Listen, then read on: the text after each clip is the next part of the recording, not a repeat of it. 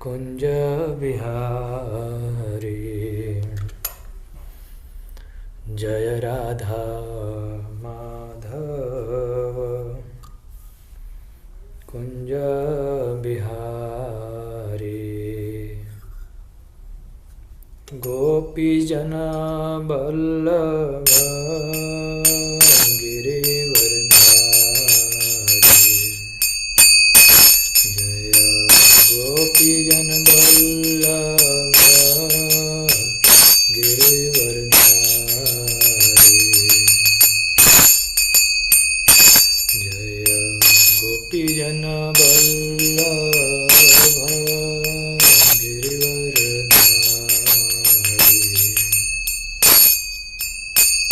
यशोदानंदन व्रज जनरंजन। यशोदानंदन व्रज जनरंजन। यमुना तीर वनचारी। जय राधा माधव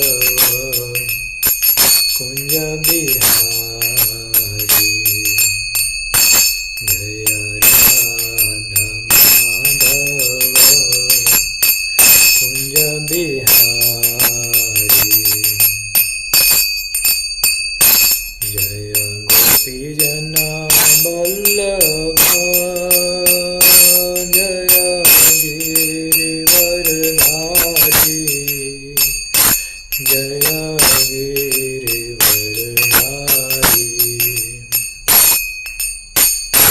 जय यशोदानंदन जय व्रज जनरंजन। जय यशोदानंदन जय व्रज जनरंजन। जय जमुना तीर वनचारी। जय कुंज बिहारी। जय राधा माधव कुंज बिहारी। जय राधा माधव कुंज बिहारी। जय गोपी जना बल्लभ जय गिरिवरधारी। जय गिरिवरधारी।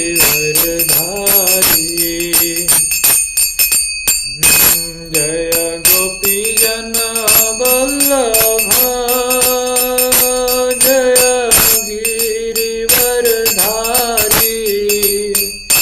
जय गिरिवरधारी। जय यशोदानंदन जय व्रज जनरंजन। जय जमुना तीर वनचारी।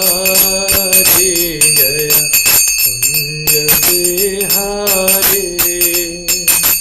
जय जमुना तीर वनचारी। जय कुंज बिहारी। हरे कृष्णा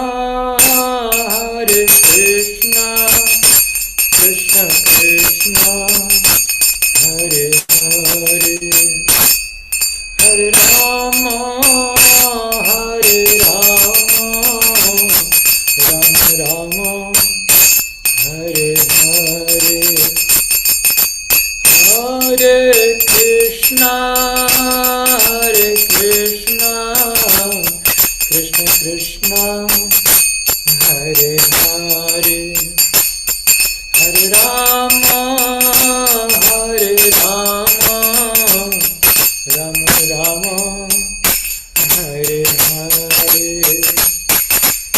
हरे Krishna Krishna Krishna Hare Hare Hare Ram Ram Ram Hare Hare Hare Krishna Krishna Krishna Hare Hare Hare Ram Ram Ram Hare Hare Jaya Krishna Balaram Krishna Balaram Krishna Balaram Jaya Krishna Balaram Nitai Gaur Hari Bol Hari Bol Hari Bol Hari Bol Jaya Radha Madhav Radha Madhav Radha Madhav Jaya Radha Madhav Nitai Gaur Hari Bol Hari Bol Hari Bol Hari Bol Jai Jai Prabhupada Prabhupada Prabhupada जय श्री श्री राधा माधव की जय श्रील प्रभुपाद की जय निताय गौर प्रेमानंदे हरि बोल नम अज्ञानतिमिरान्धस्य ज्ञानाञ्जनशलाकया चक्षुरुन्मीलितं येन तस्मै श्रीगुरवे नमः श्रीचैतन्यमनोभीष्टं स्थापितं येन भूतले स्वयं रूप कदा मह्यं ददाति स्वपदान्तिकं वन्देऽहं श्रीगुरो श्रीयुतपदकमलं श्रीगुरुन् वैष्णवांश्च श्रीरूपं साग्रजातं सगण रघुनाथान्वितं तं सजीवं साद्वैतं सावधूतं परिजनसहितं कृष्णचैतन्यदेवं श्रीराधाकृष्णपादान् सहगणललिता श्रीविशाखान्वितांश्च हे कृष्णा करुणा सिन्धो दीनबन्धो जगत्पते गोपेश गोपिकान्त श्रीराधाकान्त नमस्तुते तप्त कांचन गौरांगी राधे वृंदावनेश्वरी वृषभानुसुते देवी प्रणमामि हरिप्रिय वंशाकल्पतरुभ्यश्च कृपा सिन्धुभ्यैव च पतितानां पावनेभ्यो वैष्णवेभ्यो नमो नमः जय श्री कृष्ण चैतन्य प्रभु नित्यानंद श्री अद्वैत गदाधर श्रीवासादि गौर भक्त वृंद हरे कृष्ण कृष्ण कृष्ण हरे हरे हरे राम राम राम हरे हरे। जय श्रील प्रभुपाद। भगवद वाणी भगवद गीता की जय। Bhagavad Gita as it is, अध्याय 16, दैवी और आसुरी स्वभाव।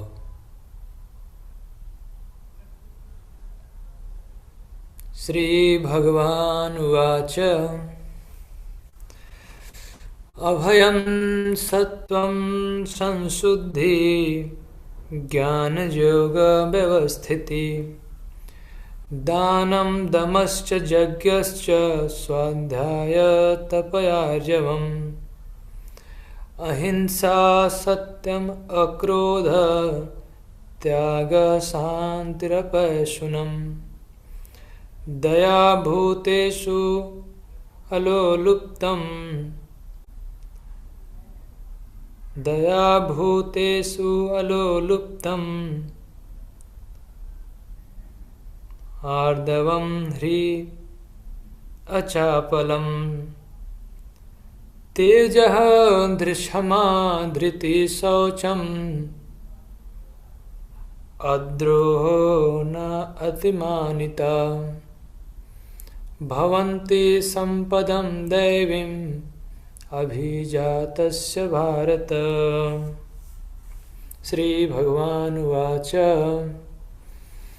अभयं सत्वं संशुद्धि ज्ञानयोग व्यवस्थिति दानं दमश्च यज्ञश्च स्वाध्याय तपयार्जवम् अहिंसा सत्यं क्रोध त्याग शान्तिरपैशुनम् दया भूतेषु अलोलुप्तं मार्दवम् ह्रीच च अचापलम् तेजः क्षमा धृति शौचम् अद्रोहो न अतिमानिता भवन्ति सम्पदं दैवीम् अभिजातस्य भारत। यह श्लोक बहुत सुंदर है। भगवान बता रहे हैं कि 15वें अध्याय में जब भगवान अश्वत्थ वृक्ष की चर्चा की है, जिसमें ये वर्णन था कि यह मटेरियल वर्ल्ड कैसे सभी जीवों को फंसा लेता है माया में, और हमारे हृदय में जो भौतिक इच्छाएं हैं, मटेरियल डिजायर्स, उसकी तुलना की गई है ऐसे वृक्ष से जिसकी जड़ें काफ़ी जकड़ी हुई है और पूरे मटेरियल वर्ल्ड में, भौतिक जगत में फंसी हुई है। तो ऐसी परिस्थिति में मनुष्य भगवान को भूल जाता है। तो भगवान बताते हैं कि यदि दो ब्रॉड कैटेगरी रखा जाए तो जीव या तो शुभ कर्म करता है, नहीं तो अशुभ कर्म करता है। तो इस मानव समाज में, इस भगवान की सृष्टि में दो प्रकार के जीव होते हैं। कुछ जीव ऐसे हैं जिनका दैवी स्वभाव है। दैवी स्वभाव का अर्थ है कि वे भगवान की भक्ति करना पसंद करते हैं, सेवा करना पसंद करते हैं, आध्यात्मिक चीज़ें उनको पसंद है। तो ऐसे लोगों को दैवी कहते हैं।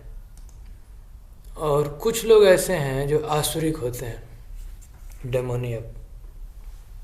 तो इनके बारे में भी इस अध्याय में चर्चा है।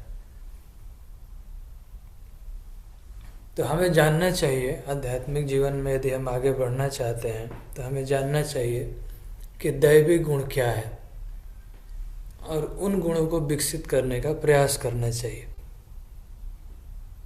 यदि सच पूछें तो ये आध्यात्मिक गुण, दैवी गुण, दैवी का अर्थ है स्पिरिचुअल, जो भगवान से उत्पन्न होते हैं, ऐसे गुण जो देवताओं में पाए जाते हैं उसको दैवी गुण कहते हैं। ये हमारे प्रयास से विकसित नहीं होते हैं। जब कोई व्यक्ति भगवान की भक्ति करता है तो केवल शरणागति मात्र से, भगवान की सेवा करने से ये सभी गुण हमारे अंदर प्रकट हो जाते हैं, क्योंकि ये दिव्य गुण हैं और ये भगवान में ही पाए जाते हैं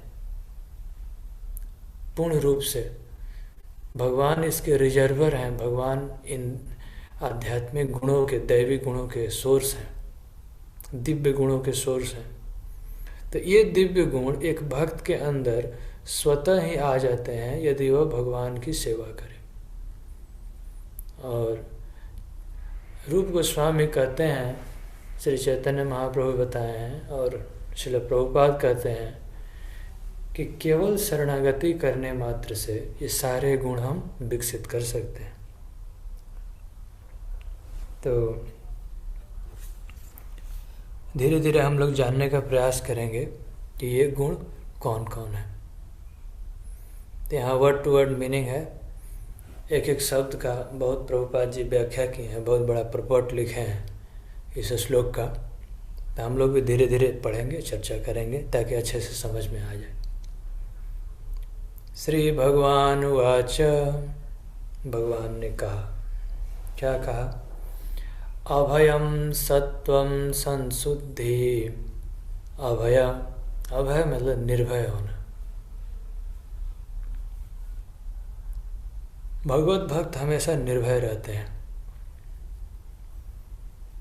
क्यों निर्भय रहते हैं?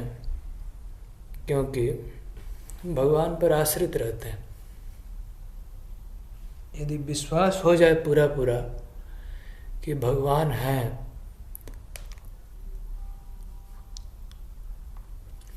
और भगवान हमारी रक्षा करेंगे हर परिस्थिति में, तो वह व्यक्ति डरेगा नहीं। इसको कहते हैं अभयम।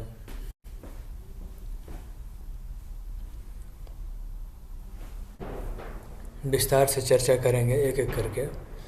सत्व संशुद्धि, अपने अस्तित्व की शुद्धि, अपना एग्जिस्टेंस को शुद्ध करना। हमारा एग्जिस्टेंस है मनुष्य जीवन, ये बद्ध अवस्था में रहना, माया में फंसे रहना, कष्ट उठाते रहना, यह शुद्ध स्थिति नहीं है। भगवान का सेवा करके, भगवान की भक्ति करके आध्यात्मिक जीवन को विकसित कर लेना, यह वास्तविक शुद्धि है। ये मटेरियल कंटामिनेशन से प्यूरिफाई होके, शुद्ध होके भगवान की सेवा करने के योग्य बनना, उसके लायक बनना, इसको कहते हैं सत्वम संशुद्धि। ज्ञान योग व्यवस्थिति। ज्ञान योग व्यवस्थिति का अर्थ है कि वह व्यक्ति हमेशा ज्ञान के अनुशीलन में संलग्न रहे। इसका अर्थ है कि भगवत प्राप्ति की इच्छा रखे, आकांक्षा, और प्रामाणिक गुरु से श्रवण करे, सीखे, और जो सीखे हैं इसका प्रचार प्रसार करे, दूसरे लोगों को सिखाए। यह सबसे बड़ी सेवा है। इसको कहते हैं ज्ञान योग व्यवस्थिति। आध्यात्मिक गुरु की सेवा करके और उनसे भगवत ज्ञान सीखना चाहिए, और इसके बाद भगवत ज्ञान का प्रचार करना चाहिए। दानम, जो भी हमें भगवान की कृपा से धन की प्राप्ति होती है, तो उस सब अपने ही उपभोग में नहीं लगाना चाहिए। उसमें कई लोगों का अंश होता है, तो उसका कुछ भाग हमें दान जरूर करना चाहिए। दान का अर्थ है कि भगवान की सेवा में लगाना। ऐसे सुयोग्य व्यक्ति को दान देना चाहिए जो उस धन को भगवान की सेवा में लगाए, और जो धन का दुरुपयोग करे उसको दान नहीं देना चाहिए। दान भी कई तरह का होता है। सतोगुण में दान, रजोगुण में दान और तमोगुण में दान। तो रजोगुण और तमोगुण में दिया गया दान निष्फल हो जाता है, उसका कोई फल नहीं होता है। थोड़ा पुण्य मिल जाएगा, पैसा, लेकिन भक्ति जीवन में कोई फल नहीं है। सतोगुणी दान ठीक है। यदि भगवान के सेवा के लिए, प्रभुपाद जी कहते हैं, लिखे हैं यहाँ कि संसार भर में कृष्ण भावनामृत के प्रचार हेतु, भगवान के भक्ति के प्रचार में, भगवान के सेवा के लिए यदि धन दिया जाए तो वह दान सत्वगुणी है। इसके बाद दमा। दमा का अर्थ है कि अपने मन को कंट्रोल में रखना, आत्मसंयम। इसमें सबसे महत्वपूर्ण है अपने इंद्रियों को कंट्रोल करना। मनुष्य को चाहिए कि वह अपने इंद्रियों को विषय भोग की ओर न मोड़े, और गृहस्थ जीवन में भी केवल संतान उत्पत्ति के लिए ही वह व्यक्ति सहवास करे। यदि संतान नहीं चाहता तो वह विषय भोग में लिप्त नहीं होना चाहिए। प्रभुपाद जी ये लिखे हैं कि नहीं तो यह आसुरी गुण है। अपोजिट जेंडर के प्रति बहुत ज़्यादा टू मच आसक्त होना, बहुत ज़्यादा आसक्त होना, यह आसुरी गुण है। इसके बाद है आर्जवम, यज्ञ। प्रत्येक व्यक्ति को यज्ञ करना चाहिए, और यज्ञ का अर्थ है कि महामंत्र का कीर्तन हो। कलयुग में संकीर्तन यज्ञ प्रसिद्ध है। तो यदि भगवान का नाम कीर्तन हो तो उसको यज्ञ कहते हैं, और भगवान का प्रसाद बांटा जाए भक्तों में तो यह भी यज्ञ है। तो हमारे भक्त लोग करते हैं कई बार कि रथ यात्रा करते हैं, जन्माष्टमी, रामनवमी, तो संकीर्तन यज्ञ होता है और उसमें प्रसाद दिया जाता है। इसके बाद है स्वाध्याय, बहुत जरूरी है। वैदिक ग्रंथों को पढ़ना। प्रभुपाद जी कहते थे कि प्रतिदिन, चाहे कोई गृहस्थ हो, चाहे ब्रह्मचारी हो, चाहे सन्यासी हो, प्रभुपाद जी कहते थे कि भगवद गीता, श्रीमद् भागवतम, चैतन्य चरितामृत, भक्ति रसामृत सिंधु, ऐसे जो ग्रंथ हैं जिससे हम भगवान की सेवा में लग सकते हैं, जो भक्ति के बारे में जानकारी देते हैं, तो ऐसे ग्रंथों को जरूर पढ़ना चाहिए। स्वाध्याय। प्रभुपाद जी कहते थे कि क्यों हमारा माइंड रेस्टलेस है, मन हमारा स्थिर क्यों नहीं रहता है? क्योंकि हम पढ़ते नहीं हैं। यदि ध्यान दे के पढ़ें और उसके बारे में सोचें कि क्या लिखा गया है, ये भौतिक जगत की सच्चाई ये है, तो धीरे धीरे धीरे धीरे हमारा मन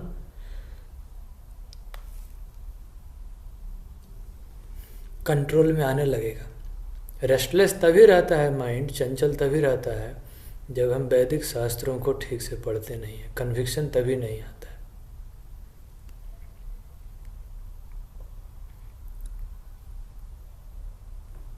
इसके बाद है तपस्या।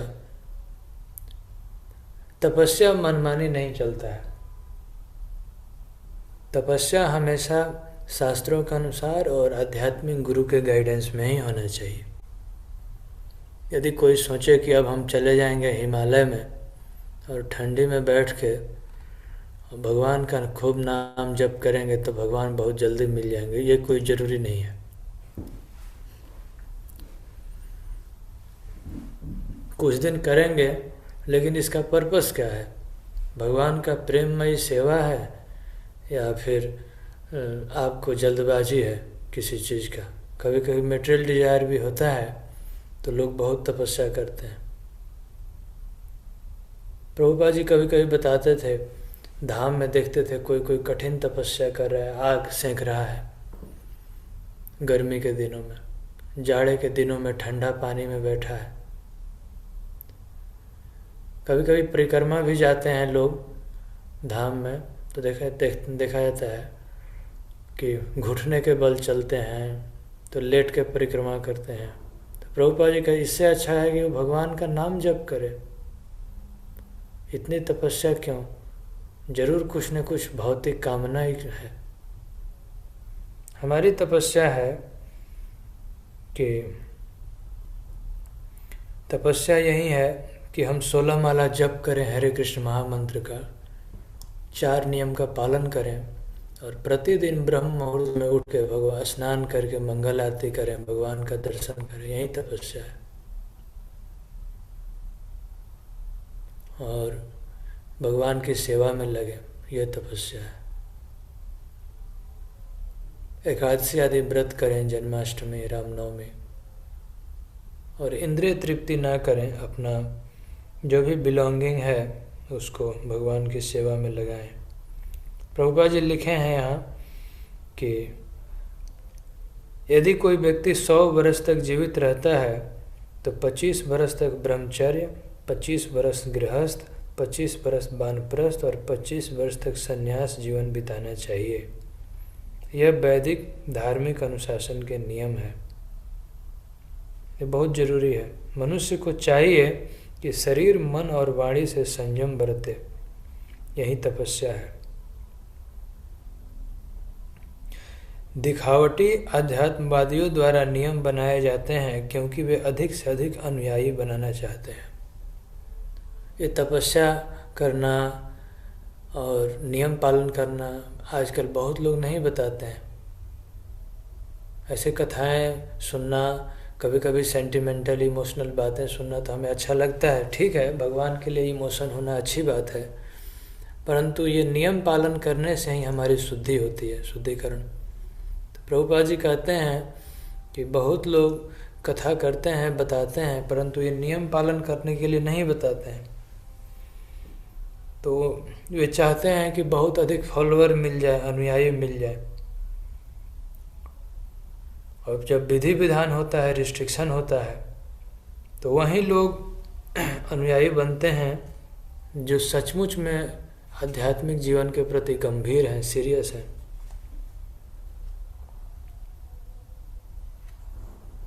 जो सच्चे गुरु नहीं हैं, वे अपने विद्यार्थी पर, अपने स्टूडेंट पर, अपने फॉलोअर, अपने शिष्यों पर कोई प्रतिबंध नहीं लगाते। बोलते हैं कि जो मन करे खाओ, जो मन करे पियो, जैसे जीवन जीना है जियो, बस मुझे भगवान समझ लो। और कभी कभी अपना भौतिक फायदा देखते हैं, तो उससे कोई लाभ नहीं है। ये कोई तपस्या नहीं है। मनुष्य जीवन तपस्या करने के लिए मिला है। ऋषभ देव कहें अपनी शिक्षाओं में कि न अयम देह देहो भाजाम नृलोके कष्टान कामान न रहती विडोजाम तपो दिव्यम पुत्र का जैन शुद्धेत सख्य ब्रह्म सुखम अनंतम। जो इंद्रिय तृप्ति हम लोग चाहते हैं, आहार, निद्रा, आत्मरक्षा, मैथुन, वो तो पशु के लिए भी अवेलेबल है ऑलरेडी, बिना मेहनत किए, बिना धन कमाए, बिना पैसा खर्च किए। तो वही काम मनुष्य भी क्यों करेगा? मनुष्य को तपस्या करना चाहिए शुद्धि के लिए, भगवत प्राप्ति के लिए। इसके बाद अगला गुण है आर्जवम। आर्जवम का अर्थ है सरलता, सिंप्लिसिटी। प्रभुपाद जी के गुरु महाराज भक्ति सिद्धांत सरस्वती गोस्वामी महाराज कहते थे कि सिंप्लिसिटी इज वैष्णविज्म। सरलता ही वैष्णवता है। जो व्यक्ति जितना सरल है, सच्चा है, वह उतना उन्नत भक्त है, एडवांस डिवोटी है। बहुत जरूरी है कि हम सरल बने, झूठ ना बोलें, छल कपट ना करें। और ये बहुत सरल है। प्रभुपाद जी से कोई पूछता था कि प्रभुपाद मैं सरल कैसे बनूं? तो प्रभुपाद जी कहते थे कि जो सरल है उसके लिए बहुत सरल है, जो सिंपल है। बातों को घुमाए नहीं, झूठ ना बोलें, छल कपट ना रखें। जो सच है, कम से कम गुरु से और भगवान से, गुरु कृष्ण से तो सच्चा होना ही चाहिए। लेकिन भौतिक जगत आजकल बहुत दुखदाई है। हम लोग सच से सच्चा नहीं रह पाते। लेकिन सच पूछें तो वैष्णव वही है जो सरल है, सच्चा है। हृदय की बात कभी ट्विस्ट नहीं करता, घुमाता नहीं। जो भी है सच है, सच सच बता देगा। अहिंसा। अहिंसा का अर्थ है कि किसी जीव के प्रगतिशील जीवन को न रोकना। आध्यात्मिक जीवन में कोई प्रगति कर रहा है और उसको यदि हम रोकें, कहें कि अभी तुम्हारा उम्र नहीं हुआ है, अभी तुम्हारा समय नहीं हुआ है, अरे इसी उम्र में तुम भक्ति करने लगे, तो इस तरह या किसी भी तरीके से यदि बाधा पहुंचाया जाए, उसको कंफ्यूज किया जाए।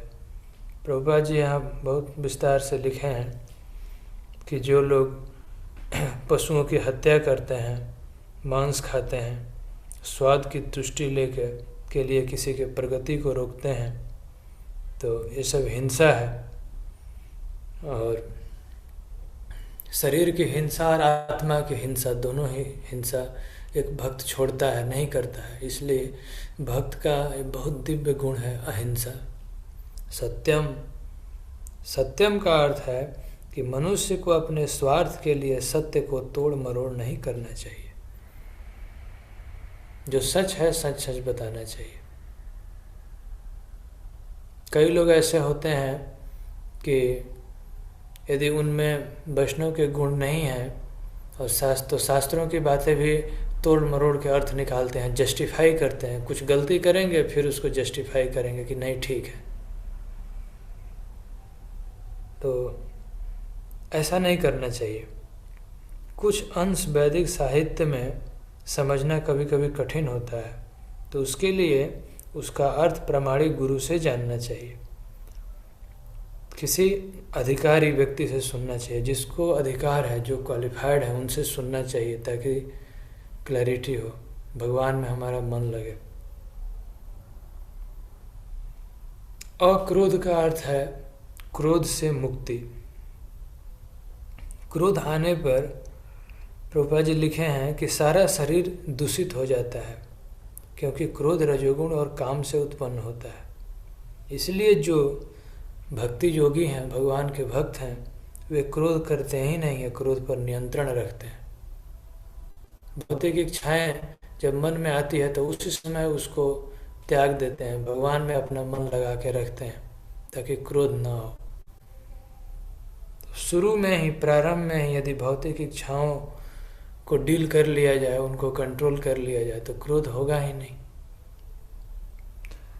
अपैशुनम का अर्थ होता है त्याग, शांति।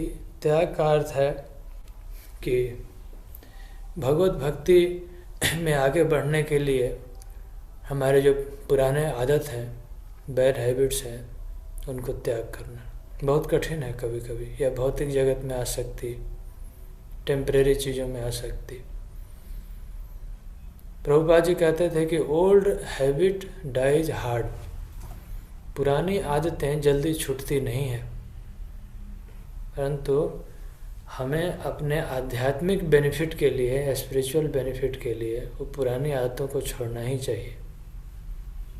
आलस्य, जो भी तरह का अनर्थ है, किसी को मांस खाने की आदत है, नशा करने की आदत है, अवैध पुरुष स्त्री संगत का आदत है, जुआ खेलने का आदत है, झूठ बोलने का आदत है। तो आगे आसुरी गुणों की चर्चा होगी। पहले भगवान दैवी गुण बता रहे हैं, फिर आसुरी गुणों की भी चर्चा है। तो इन सब का त्याग करना ही चाहिए for the best interest of Krishna. भगवान के खुशी के लिए ये सब त्याग करना चाहिए। शांति, भक्त हमेशा शांति प्रिय होते हैं, अपने भी प्रसन्न रहते हैं और दूसरे को भी डिस्टर्ब नहीं करते हैं। और अपैशुनम का अर्थ है कि छिद्रान्वेषण से अरुचि। छिद्रान्वेषण का अर्थ होता है कि किसी भी व्यक्ति में दोष नहीं है, फिर भी उसमें दोष खोजते रहना। ये भौतिक जगत में, मटेरियल वर्ल्ड में लोगों की आदत होती है कि कोई आदमी 10 अच्छा काम कर रहा है तो वो ध्यान नहीं देते हैं, और एक छोटी सी गलती हो जाए तो हर जगह चर्चा करेंगे, मालूम है, पता चला वो ऐसे कर रहा था। तो इसको कहते हैं छिद्रान्वेषण। उसमें छिद्र अन्वेषण करते रहना, छिद्र खोजते रहना कि कहाँ दोष है, कहाँ दोष है। ये आसुरी गुण है। और दैवी गुण है कि भक्त दूसरे में दोष देखते ही नहीं है। एक्चुअल में उत्तम अधिकारी का लक्षण है। यदि दूसरे में दोष ना देखें तो भगवान का उत्तम भक्त है। और उत्तम भक्त कभी कभी किसी पर विशेष कृपा करके, जो उनके शरणागत होते हैं, उनके शरण में आते हैं, तो आध्यात्मिक गुरु भी कभी कभी अपने, जिस पर अधिकार है, अपने शिष्य का दोष बताते हैं कि आप ऐसे मत करो, ऐसे मत करो, तो अलग है। परंतु इन जनरल जो भगवान के शुद्ध भक्त होते हैं उनको दूसरों की निंदा में, दूसरों की बातचीत चर्चा में कोई मतलब नहीं, अरुचि होती है, कोई उनको इंटरेस्ट नहीं है। बाहर दुनिया के लोग कुछ भी करें क्या मतलब है, दोष दृष्टि होती ही नहीं है। अलोलुप्त्वम, इसका अर्थ है लोभ से मुक्ति। रुपया पैसा, धन दौलत, मान प्रतिष्ठा, और मेरे बहुत ज़्यादा फॉलोअर बन जाएं, बहुत लोग मेरी प्रशंसा करें, इस तरह के लोभ से मुक्ति होनी चाहिए।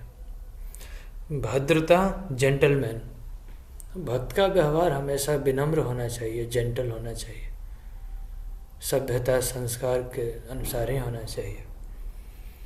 लज्जा का अर्थ है कि बुरे काम करने में लज्जा होना चाहिए। प्रभुपाद जी यहाँ बताए हैं कि जैसे चोर को चोर कहना छिद्रान्वेषण नहीं है, लेकिन निष्कपट व्यक्ति को चोर कहना उसके लिए अपराध है।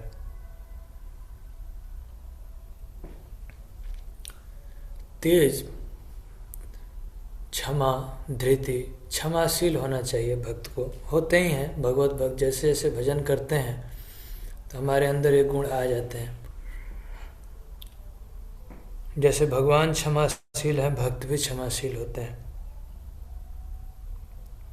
तेजस सब क्षत्रियों के लिए है। क्षत्रिय अत्यंत बलशाली होते हैं ताकि वो निर्बलों की रक्षा कर सकें, और युद्ध भूमि में वे शत्रुओं का विनाश कर सकें, असुरों को मार सकें, और छोटे मोटे अपराध को क्षमा भी कर सकते हैं। शौचम का अर्थ है पवित्रता। अंदर और बाहर दोनों पवित्र होना चाहिए एक भक्त को। अंदर हृदय में काम, क्रोध, लोभ, मोह इत्यादि दुर्गुणों को दूर करना चाहिए। कैसे दूर होगा?